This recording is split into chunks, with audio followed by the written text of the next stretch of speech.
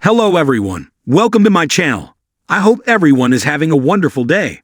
Before starting the video, please go ahead and hit the subscribe button and give this video a like up. Over the course of the 6 decades of the ABC soap opera General Hospital, fans witnessed numerous terrible demises, including those of Stone Cates and Nathan West, among others. Today's video examines 5 of the most depressing GH deaths we've witnessed. This is a transcript of our most recent GH video, which discusses the most heartbreaking departures of adored soap opera characters. Check out all of our podcasts about soap opera spoilers here, and don't forget to subscribe to us on YouTube. Do you remember these sad General Hospital deaths? Hello, ABC soap opera viewers. We at Soap Dirt on YouTube have a sad topic to discuss with you today. We'll be taking a look back at some of the most terrible and depressing deaths that have occurred on GH over the years. Of course, over the 6 decades that the soap opera has been on the air, a great number of lives have been lost. However, we asked our soap writers for their top 5 saddest names, and we came up with those 5. As a result, we will discuss topics on General Hospital in reverse chronological order. We will therefore turn the time dial back to Port Charles in 1993 as we begin. Number 1, it was heartbreaking to see B.J. Jones die on GA. And you might already be aware of the topic we'll be discussing. And that's B.J. Jones, the cutest little guy. Okay, by the year, you might have already guessed that. After her mother Bobby Spencer, Barbara Joan Jones was given the name. And in case you forgot, Tommy Jones was her father. Brad Mull and Jacqueline Zeman portrayed her parents. Young actress Brighton Hertford played the endearing little B.J. Her parents were already struggling when B.J. passed away, as Bobby had been seeing Damian Smith behind Tony's back. If you don't mind my reminding you, he was the son of mobster Frank Smith.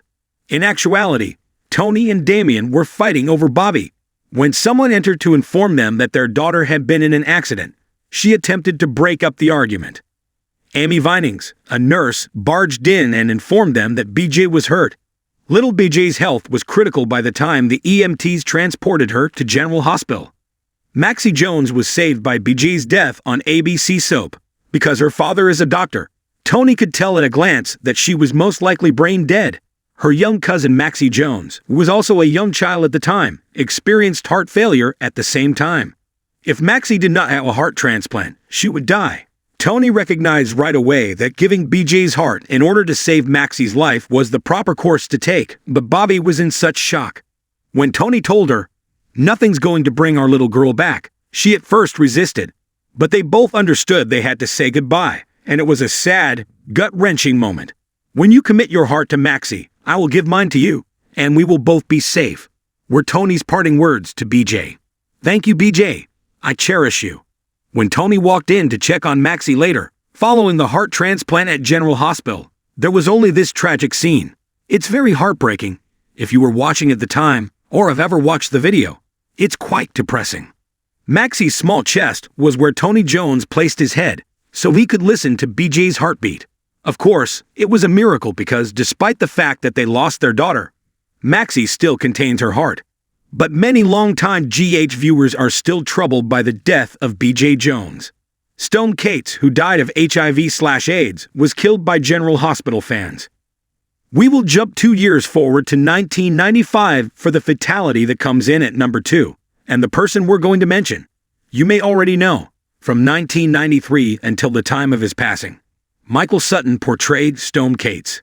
And after that, he received a few more visits from ghosts. One of the most talked about fatalities on GH continues to be Stone Cates. Because, in case you forgot, the nurses' ball was started in his honor. And normally, if not on stage, he is mentioned at practically every nurse's ball by others who are discussing the event. You might remember Stone from General Hospital as the younger brother of Jagger Cates. Additionally, Kimberly McCullough, who continues to portray Robin Scorpio, was Stone Cates' teenage sweetheart. Despite the fact that she no longer frequently appears on the soap opera, Stone and Jagger had a very unhappy past. They were formerly homeless and living on the streets, and as a result of leading that awful life, Stone contracted HIV, but they were unaware of it. One of Stone's tests came back unfavorable.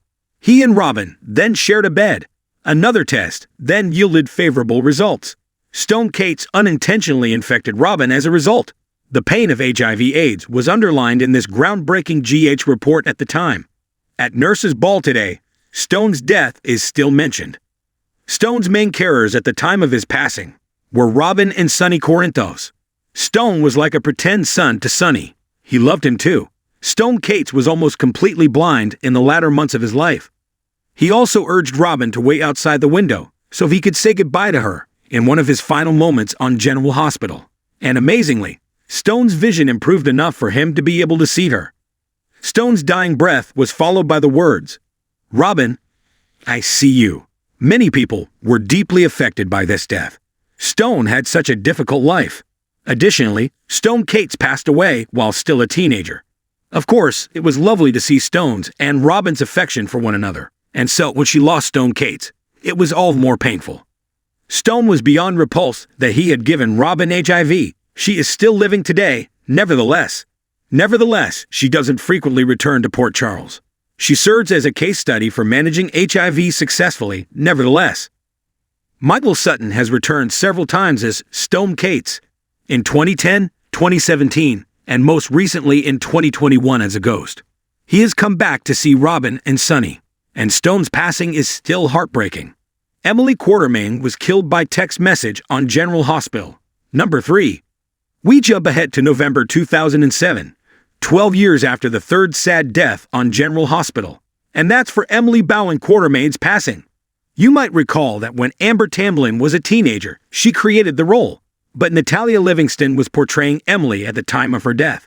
The mother of Emily Bowen passed away from cancer years ago. A widow, she was abandoned, and Alan and Monica Quartermain took her in. You might recall that this happened following Monica's personal breast cancer issue. And when she was a cast member of GH, Emily herself had fought a life-or-death struggle with breast cancer. She died, but it wasn't from breast cancer. It was something dreadful and much more brutal. You may remember that Stuart Damon played Alan on GH and Leslie Charleson played Monica. And when Emily initially appeared on stage, she was a part of the teen scene alongside Lucky Spencer, Elizabeth Weber, and Nicholas Cassadine. Tamblyn played her during that time on General Hospital. Then, when Natalia Livingston was recast in the part, Nicholas Cassadine was the subject of one of her most significant relationships. On General Hospital, Helena Cassadine curses Emily and Nicholas. At the time of her heinous murder, Emily and Nicholas were engaged. After various detours, Emily was able to beat cancer, and she met up with Nicholas again. He twice even pulled through near-death situations for her, surviving both a fire and amnesia following a near-fatal vehicle accident. They were united, and Helena Cassadine condemned their love. But they believed that by performing this rite, they had broken the curse. And given how terribly Emily Quartermain passed away, we feel compelled to mention that. Perhaps it was the lingering effects of Helena's curse. She passed away at a tragically young age. When Emily told Nicholas that she always enjoyed the Bacchanalia galas, they hosted a black and white party at Windermere. On Halloween night, October 31, 2007, that extravaganza began, and then a series of ominous events occurred. Nicholas asked Emily to marry him on General Hospital just before the attendees to the gala arrived. They had previously been married but divorced, and to get back to each other, they had to take this circuitous route. However, they were deeply in love and absolutely smitten. Emily was killed by a serial killer the night she got engaged on General Hospital. That evening, Nick and Emily excitedly announced their reconciliation and engagement, but Anthony Zaccara, a crime lord, later transformed the party into a nightmare. In addition, despite everything he accomplished, he wasn't the most menacing person there. Because when all was over and Nicholas went in search of Emily, he discovered her dead with a rope around her neck. She fell prey to the notorious text message killer. If you don't recall, that was Diego Alcazar. Diego later admitted that he killed Emily with the intention of harming Jason Morgan and Sonny Corinthos. Keep in mind that she was Jason's adopted sister, but they behaved toward one another as if they were full-blooded siblings. Sonny was also smitten with Emily. However, because he didn't want her around him, things didn't work out for them. Because she was present when he received his bipolar disorder diagnosis, he concluded it was a horrible idea in light of that and his existence as a mobster. And when she passed away, she was, of course, with Nicholas, her true soulmate. The loss of Emily Quartermain was tragic for General Hospital. On General Hospital, Natalia Livingston has played the part again a few times for ghostly encounters. so perhaps she hasn't completely disappeared. Number 4. Nathan West, Tragic Loss on ABC Daytime. Now for our fourth death, we'll jump 10 years to investigator Nathan West, who is portrayed by the stunning Ryan Pavey. From 2013 until his character's passing in the early months of 2018, Pavey was on the ABC serial opera for over 5 years. Maxie Jones' soulmate and husband was Nathan West. James, who had not yet been born when his father passed away, is her son, and Nathan is his father. It was a lot of fun when Nathan and Maxie first met. Nathan rented out her residence. She then returned to Port Charles. That was back when she was dating Zachary Gerd's portrayal of the sleazy con artist Levi Dunkelman. She also did not get along with Nathan West. On General Hospital, there was no true love at first sight. In actuality, they tended to dislike one another. And as you may remember, Nathan West has a peculiar past, because Dr. Liesl Obrecht was his biological mother, and the supervillain Cesar Faison was Nathan's biological father. They are portrayed by Anders Hove and Kathleen Gaddy. Liesl feared that Faison might harm her son and act in a deplorable manner. She gave her evil sister, Madeline Reeves, custody of Nathan West in order to nurture her. As you might remember, Donna Mills portrayed Madeline on GH, so just before he passed away, Nathan learned the truth about his father and that he had been adopted. On General Hospital, Nathan's twisted daddy killed him. Thus, Nathan was beginning to know Britt Westbourne, who was portrayed by Kelly Thibaud as his sister and Liesl as his mother. Of course, Britt has since passed away as well. At this moment, Liesl has lost both of her children. But in a terrible, highly soap operatic turn of events, Nathan West's biological father actually killed him. After being kept secret from Faison for decades by Liesl Obrecht, his evil father returned to Port Charles and was causing mayhem. In front of Maxie on General Hospital, he then shot Nathan in the chest. She cried while making the 911 call. Then the EMTs arrived. They then brought Nathan to G8. He underwent urgent surgery. He eventually awoke a few hours later. Maxie was therefore full of hope. "Oh, this is wonderful," she thought. She was expecting their son James at the time, and he had survived this. She also experienced her first baby kick. Additionally, Nathan West was able to feel his son by placing his palm on her abdomen. "I love you, Maxie," he said to her. And then he simply passed away. Like there's no tomorrow. Just horribly and suddenly. Instantaneous and heartbreaking, it was. He was the PCPD's hero. He was buried on February 9th, 2018, with military honors. And because Maxie talks about Nathan, he continues to come up rather frequently. She is always eager for James to learn about his father. Liesl has spoken about him in light of the recent loss of Britt. Fans would like it to be undone, since it was a true tragedy. However, he doesn't appear to be rising from the grave. Number 5. Ryan Chamberlain targeted Kiki Jerome on G8. Now while we discuss our most recent unfortunate death, we're going to continue with the same year that Nathan West passed away, which is 2018. And such was Kiki Jerome's passing on General Hospital. The same year that Nathan West passed away, this young woman was horribly murdered. At the time of her passing, Haley Aaron was portraying her. However, the part was first played by Kristen Alderson in 2013. She lived about as long as Nathan did. Of course, Maura West's character Ava Jerome, who played Ava, was the mother of Kiki, and Silas Clay, one of the numerous characters he has played during the years on the ABC soap opera, was her father, Michael Easton.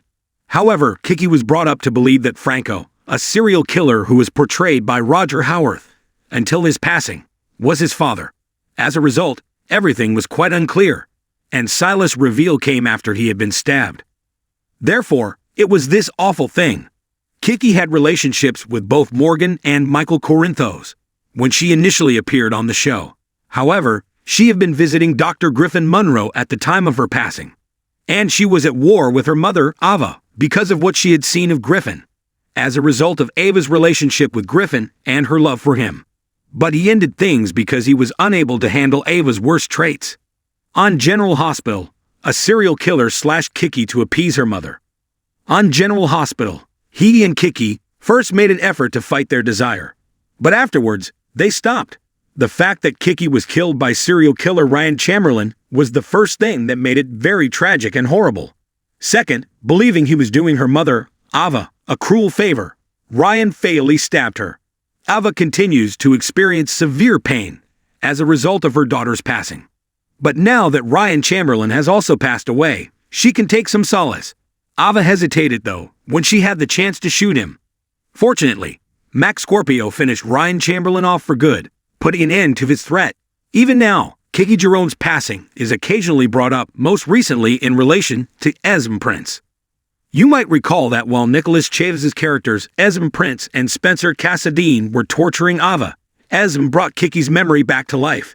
At the General Hospital parking garage, Esm started Ava's automobile on fire. She also left Kiki Jerome's hospital lanyard close to the crime scene. For Ava, the fire was frightening enough. However, discovering Kiki's lanyard there only brought back all of her grief over losing her daughter. She is still plagued by it. These are the top 5 most tragic GH deaths, according to the writers in our room. Of course, you have more that hurt and really affected you, don't you think?